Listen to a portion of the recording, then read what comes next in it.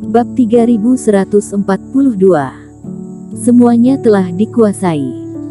Dan ini adalah satu-satunya tempat di mana sumber energi tidak berharga dan kebetulan bisa digunakan untuk menghemat waktu. Untuk kesekian kalinya, Erikin berhenti berlatih ilmu 7 pedang pembunuh untuk sementara waktu. Tidak lama kemudian, para kultivator sekali lagi melewati tempat yang berbahaya. Namun, dengan kekuatan dan kerjasama para kultivator kapal bintang sekarang, semuanya terkendali dan tidak ada bahaya, mereka dapat melewatinya dengan lancar. Kak Erik, pada kenyataannya, adalah normal untuk menemui hambatan dalam kultivasi ilmu 7 pedang pembunuh. Alasan mengapa kami menyerah saat itu mirip dengan situasi kamu. Pertarungan usai, Johanni menghibur Erikin. Itu benar, menyerah pun tidak apa-apa. Aku hanya berlatih 3 jenis ilmu pedang saat itu, dan Johanni hanya 4. Tidak perlu sempurna, selama itu membantu. Ritsun juga tersenyum.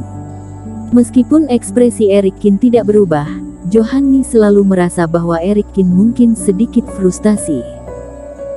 Bagaimanapun, sebagai seorang kultivator dengan kekuatan untuk mengolah pikirannya, dia mengalami kegagalan berulang kali dalam beberapa jam. Mereka menduga bahwa Erikin pasti tidak akan merasa nyaman. Apalagi, mereka memperkirakan Erikin akan sulit untuk menerobos lagi. Terima kasih atas dorongan kalian, tetapi aku masih berencana untuk mencoba lagi, kata Erikin. Tidak apa-apa untuk mencoba, kamu tidak akan menyesal, tapi Kak Erik, kamu tidak perlu menyembunyikannya. Jika kamu membutuhkan ilmu pedang lagi, kamu bisa bertanya kepada kami. Ritsun menyemangatinya dengan sikap orang yang berpengalaman. Erikin tersenyum tanpa menjelaskan apapun. Adapun teknik pedang lainnya, seharusnya aku tidak membutuhkannya lagi. Setelah latihan ilmu 7 pedang pembunuh ini, akan cukup bagiku untuk mengeluarkan tebasan Raja Abadi. Setelah beberapa saat, di langit, cahaya galaksi jatuh. Erikin langsung mengubah sumber energinya menjadi sumber energi tanah. Kapal bintang melanjutkan perjalanan, Erikin mempertahankan posisi duduk bersila, tetapi kerohanian dia datang ke ruang pemurnian obat. Di atas angkasa, lusinan energi pencerahan mengelilingi dia, aura ini memiliki warna lavender, tidak terlihat seperti cahaya, tetapi penuh dengan efek magis. Mencari benih kesadaran untuk pertukaran banyak energi pencerahan, kini Erikin juga dapat dengan cermat memahami esensi dari 4 niat pedang yang tersisa. Mengeluarkan aura pencerahan dan menyatu dengan kerohanian, Erikin memejamkan mata dan mencurahkan seluruh pikiran dan tubuhnya untuk memikirkan ilmu 7 pedang pembunuhan. Satu demi satu. Aura pencerahan terus menghilang, dan Erikin secara bertahap memahami aturan niat pedang yang tidak dapat dia pahami sebelumnya. Meski tidak membuatnya berubah dari gaya pendobrak mutlak hingga menjadi gaya feminin dan slow, hal itu justru membuat Erikin memahami banyak hal yang sebelumnya tidak ia pahami dari sudut pandang lain. Hush! Dengan sebilah pisau terbelah di ruang pembersih obat, 4 cahaya pedang terbang ke angkasa. Mata Erikin juga memancarkan ekspresi lega. Tapi sebaiknya aku tidak keluar untuk mencobanya. Sementara aku dalam kondisi baik sekarang, aku akan menggunakan energi pencerahan untuk memahami jenis lainnya. Kekuatan cahaya pedang dapat dipahami secara perlahan pada penggunaan selanjutnya. Jika memulai terlebih dahulu dan menguasai 7 niat pedang, maka dapat menghindari serangan balik teknik. Waktu berlalu, dan pada saat tertentu, Erikin sedikit tidak berdaya, dan energi pencerahan habis. Tapi itu tidak mengganggunya, dia membuka matanya dan melihat kerumunan di kapal bintang. Para teman seiman, apakah kamu memiliki sumber energi tanah yang tersisa di tangan kamu, sumber energi kayu, aku mau tukar.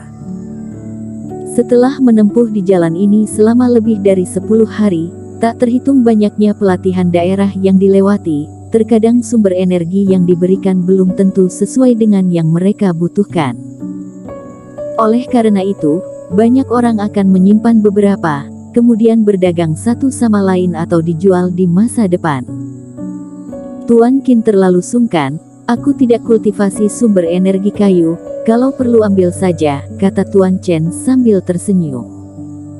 Iya, Kak Erik banyak membantu kami, jadi ambil saja. Banyak kultivator juga mengiyakan dengan senyuman. Nilai sumber energi ini sebenarnya sangat tinggi, tetapi bagi Erik Qin, semua orang mengagumi dan berterima kasih, sehingga mereka tidak berpikir untuk menyembunyikannya sama sekali. Melihat bahwa mereka semua menunjukkan sumber energi mereka, setelah Erik Qin mengucapkan terima kasih, dia tidak mengambilnya secara gratis, tetapi bersikeras untuk menukar dengan beberapa koin roh. Kemudian, dia menggunakan sumber energi lagi dan mengubahnya menjadi energi pencerahan. Teman seiman Qin sudah menyerah.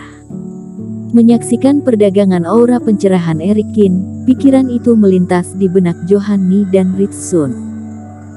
Beberapa jam kemudian, dalam ruang pemurnian obat, dengan satu tebasan, 7 lampu pedang terbang keluar.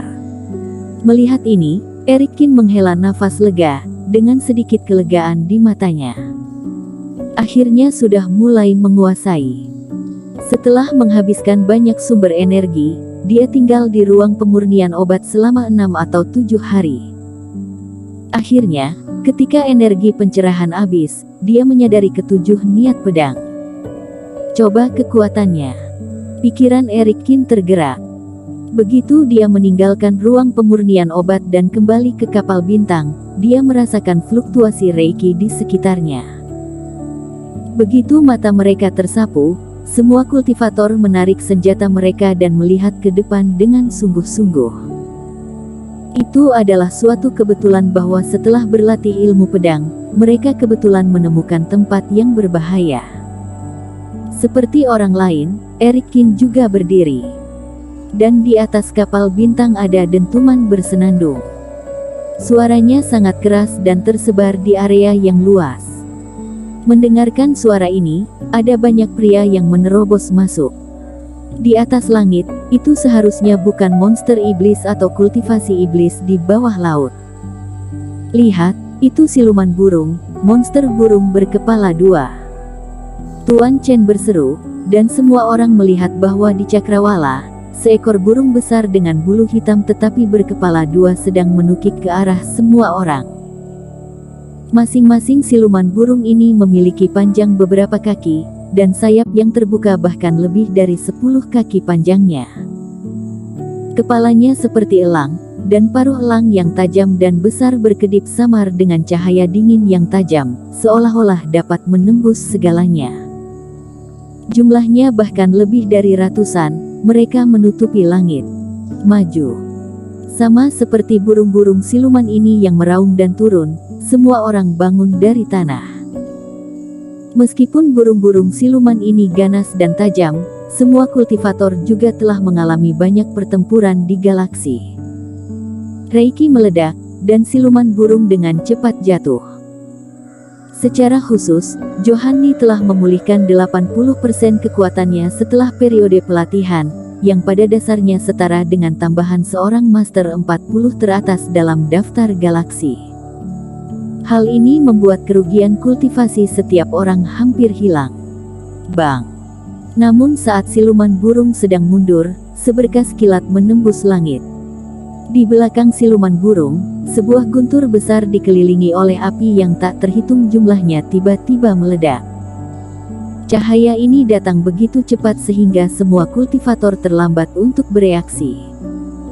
Ketika beberapa kultivator terkena cahaya ini, mereka hanya punya waktu untuk memainkan perisai, dan mereka semua mengeluarkan darah dari sudut mulut mereka, dan tubuh mereka jatuh ke belakang.